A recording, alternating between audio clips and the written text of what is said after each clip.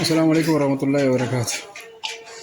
أما كونو دلينيت خوشم جاتو جرا يا أمتي وان عندي سني لك رفتي نجنا دبتني سنجنا والغرغارون دم مو نمني نما غرغار سودا تانجام خان غرتي تكا بوخن خان تكا بوخن سودا تانجام مالين كبايت مو شكل ياد بريدا كباتس كوت سودا أرشي كباتس كوت سودا همنا كباتس كسمت كوت سودا أنا أنت نخش فين جا يسيم فنان لو بيجي أروي نسي نيجا أسمع كوت أروي كسي درا تيجي لا تلفزيون كم جت جوني كم متى كوت تا كم جت جوني يسير تانا لا jangan macam ini sekolah sahaja termisi shani, kemudian terus sekolah lacret termata niti, akan sama kono khusyuk aja jiran. Auni, assalamualaikum. Mali ada, isi cerita me? Alhamdulillah,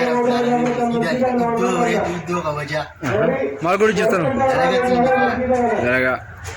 Ati takab duras dekat cerita aja. Ini kamu rawat ini kamu umnatiya kan? Rapi, hah?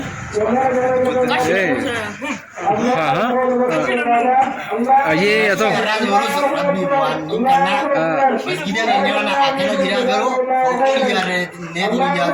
Mana ti bunaru ini jatuh mata? Bunaru. Oh jangan. Itu biasa nih. Assalamualaikum warahmatullahi wabarakatuh. Nah, ye mali cerita.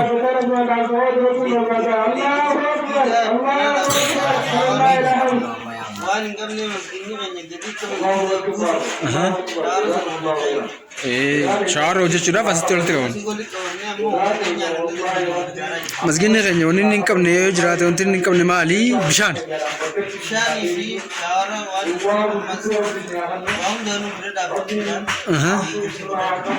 रब्बी से जासी ने आगा बालू ये असिस्टेंट अस्सलाम वालेकुम रहमतुल्लाहि व बरकातहू ऐसे जिरा में याका दरसात तक वो नमाज़ माल लामता में याका दरसों तक माल लामता आज असरे तिरमार डांड डामा भी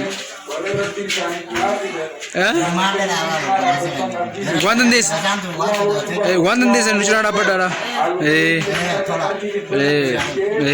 Kas zajar abis ini apa baru? Aye mata kan aku mau boleh yang kiri aku masih ya ada sana sini mana tisan sekerte aku hunan, wah masjid ni kam negerte mali jani, mungkin tu nanti kam naran tanah, wallahi hunna jani, sani aku hunna sesuatu kerja jani, tapi rakyat baru, amma kono khusyuk jatuh jani. Alhamdulillah rabbil alamin. Wallahi gambar curiski itu orang sini tergamtu itu masjid wallah. Masjid anta ka bakabra oleti miti bakabra oleti ka gamadi mi wallahi. Asma gambar cinu nak gambar cinu jaya. Rabbi sinaga gambar cizu. Assalamualaikum warahmatullahi wabarakatuh.